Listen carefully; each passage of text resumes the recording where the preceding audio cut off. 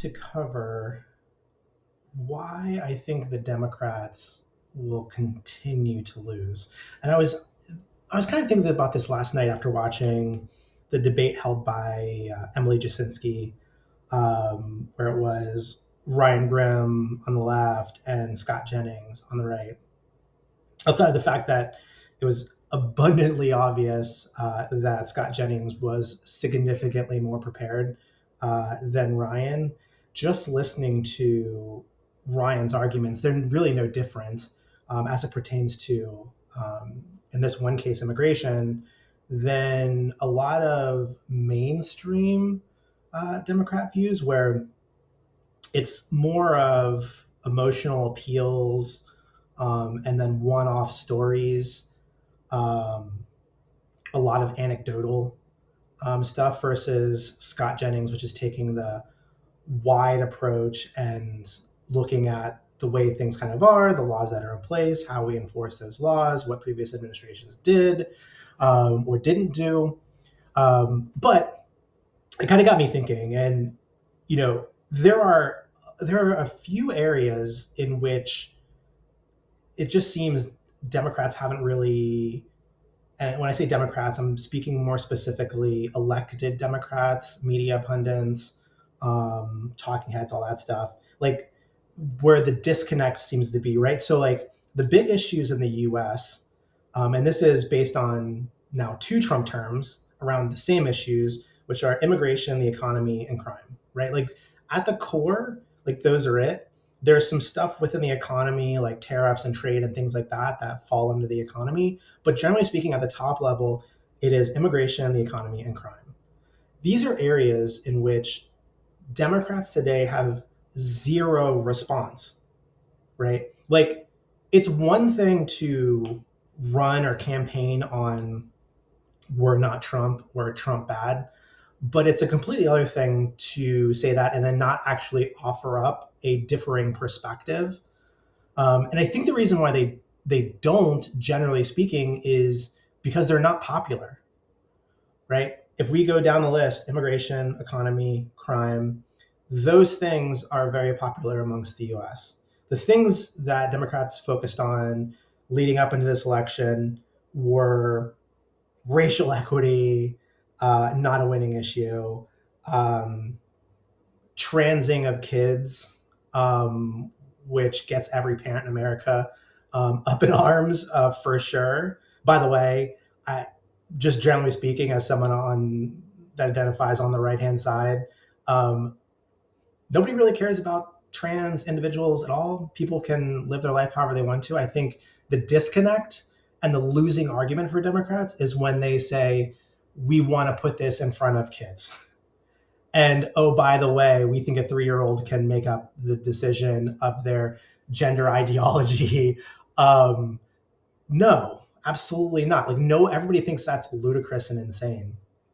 Um, but then Democrats, where they tend to lean into, which are also highly unpopular for a couple of reasons, but it's Social Security, Medicaid, Medicare, SNAP benefits, and education, all which are government handouts. If there's one thing I think people today, and I'm just saying US citizens writ large, are wary of, it's never ending government programs to solve a problem that ultimately never gets solved. Um, and then to pile on top of that, the non enforcement of fraud associated with said programs, um, while also simultaneously in major cities offering a lot of welfare and just general benefits to illegal immigrants in place of US citizens, of homeless US citizens. Um, these are just not winning issues.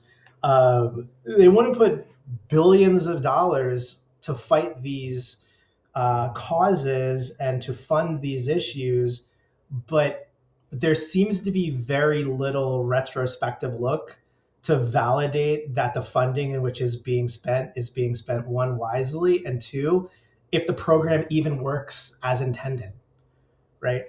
But generally speaking, by the way, Mamdani is a good example of this. People want the programs, but government can't do the things that they want them to do better than the private sector, and that is just a fact. Um, and it's just also like, regular people see where money is going now, and they have a lot of questions. And so the continuous push for these government funded programs without barely any oversight is now kind of falling on deaf ears more and more and more. But if we go down like kind of the immigration front, right? What is the Democrats' position? We saw 4 years of Joe Biden, right? And that ultimately got us Trump for another 4 years. Immigration was probably the largest thing. You let in tens of millions of people in an open border while saying the border is completely closed and we got it under control. And we have the lowest illegal immigration numbers in history, while we can all see what's happening, especially those of us living in cities at the time where all of these people were flowing in.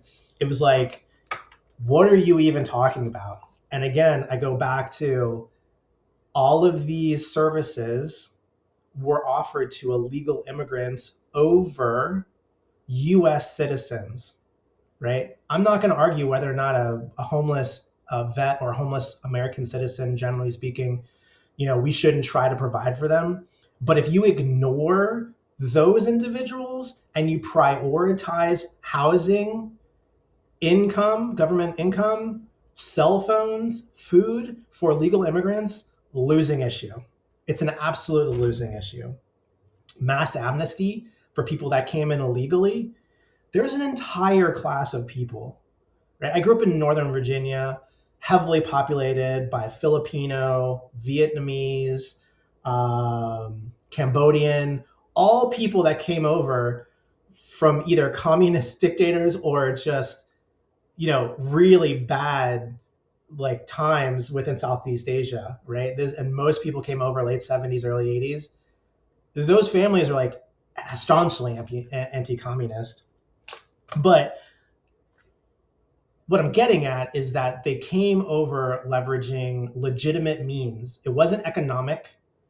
Most of these people, or a lot of these people, were in the government at the time or were opposed to the government or being either hunted by the existing government or going to be killed by the new government, right? So they all fled and escaped and came for legitimate reasons.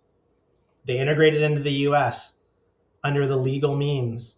They learned how to speak English. They did all of this stuff the legal way. These people despise the fact that a whole segment of people are allowed to cross the border illegally. Like, they hate it. They're like, no, we want these people to go. And you also find this within Mexican Americans that came over, like maybe their parents came over legally. And you find this within their parents, heavily against Mexicans or Central Americans more broadly crossing the southern border illegally to enter the US. They did all the right things. They checked all the boxes. They had to wait. They did all the stuff. And they got the right to become an American citizen or enter under green card status or like whatever it might be. The other is actively preventing deportations, right? Like the Trump administration won under mass deportations. People want to be revisionist about, what mass deportations were. It was just people that were, committing crimes and this, that, and the other. No, it was mass deportations. If we can we have a special focus on those individuals that commit crimes, that's fine.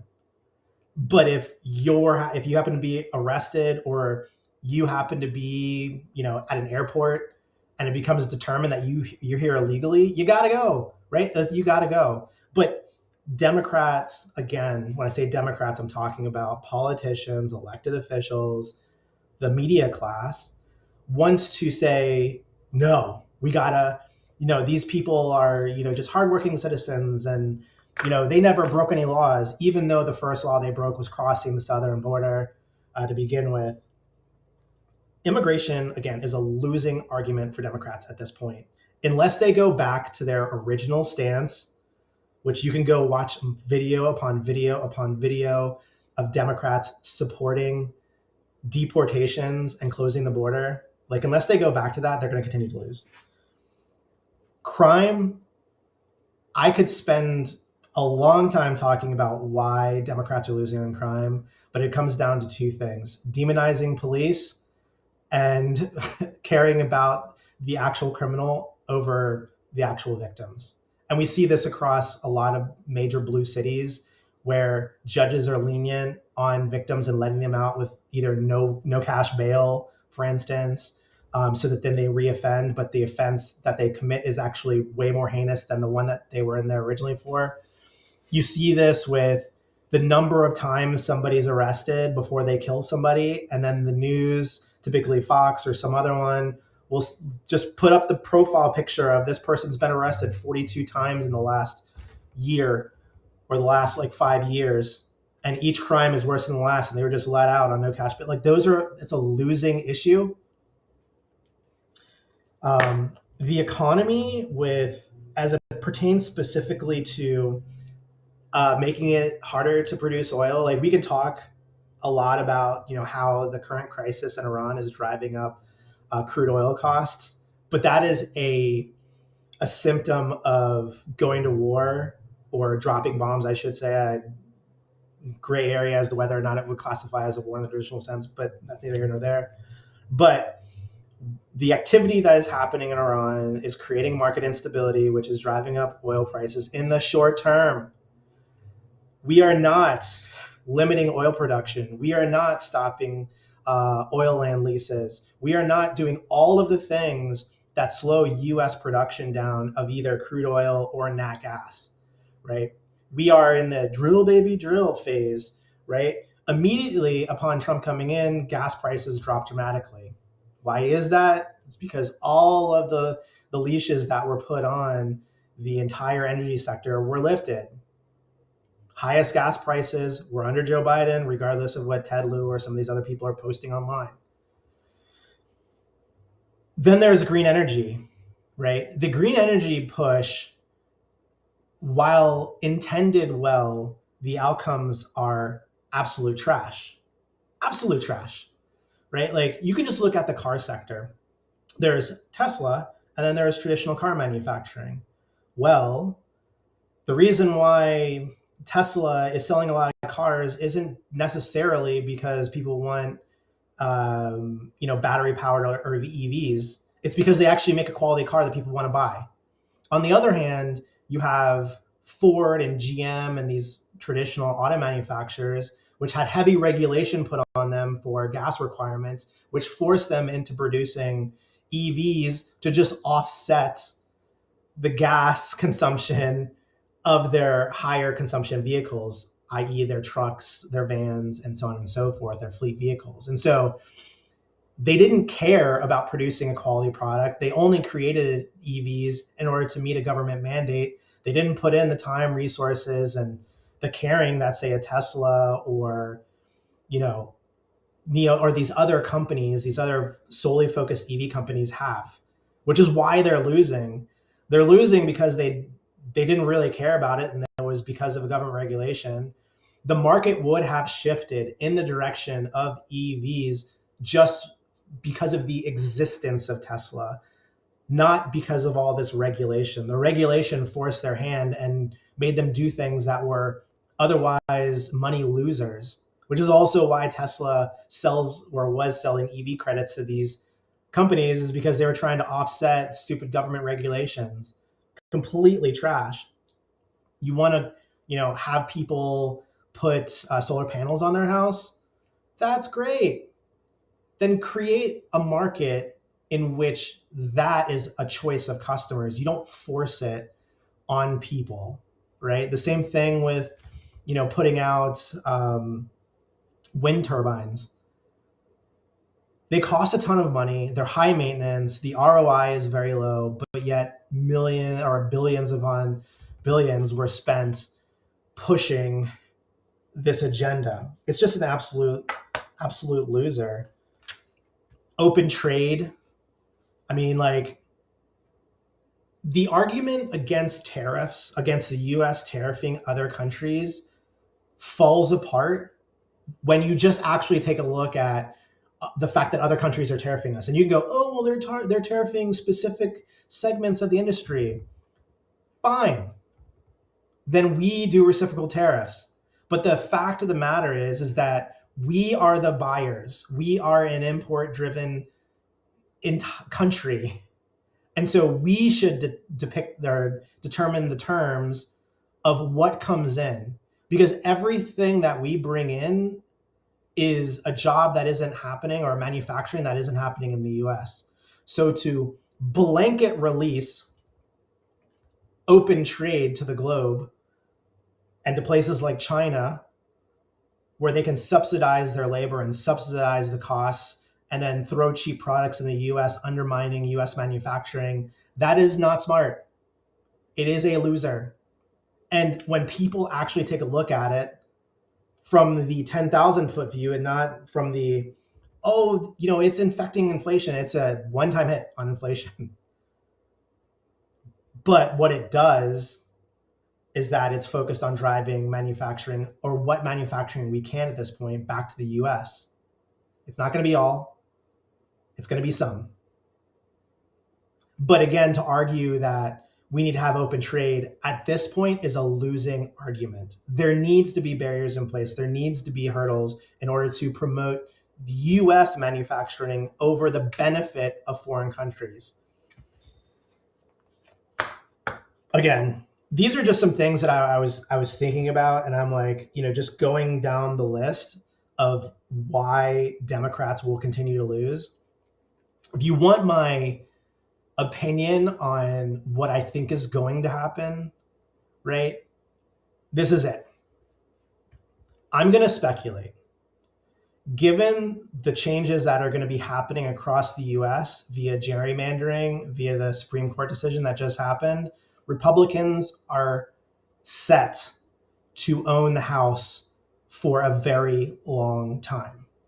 This is going to force Democrats to have to do one of two things. They're going to have to ditch the AOCs and these other people so they can come back to the center. Or what's going to end up happening is these people are going to start running as Republicans, being more centered. The Republican Party splits. The Democratic Party, as it exists today, will be taken over by this new wing. The same way that Republicans slept on kind of the Make America Great Again movement, and now Trump and that movement is the Republican Party. And the people that were neocons and whatnot are kind of going off in a different direction. The same thing's going to happen to Democrats. And my guess is that the Democrat Party today will not be the Democratic Party that is in existence 10 years from now. It'll be a completely different party. Honestly, it'll probably be similar to the Democratic Party of the 80s and 90s that was for crime prevention, that was for immigration reform and heavy immigration limitations, that was more focused on American, middle class and working class people. That is my guess. But at any rate, let me know what you think in the comments below. Like and share, subscribe as well if you like this content, and just keep believing the best for America is still ahead. Peace.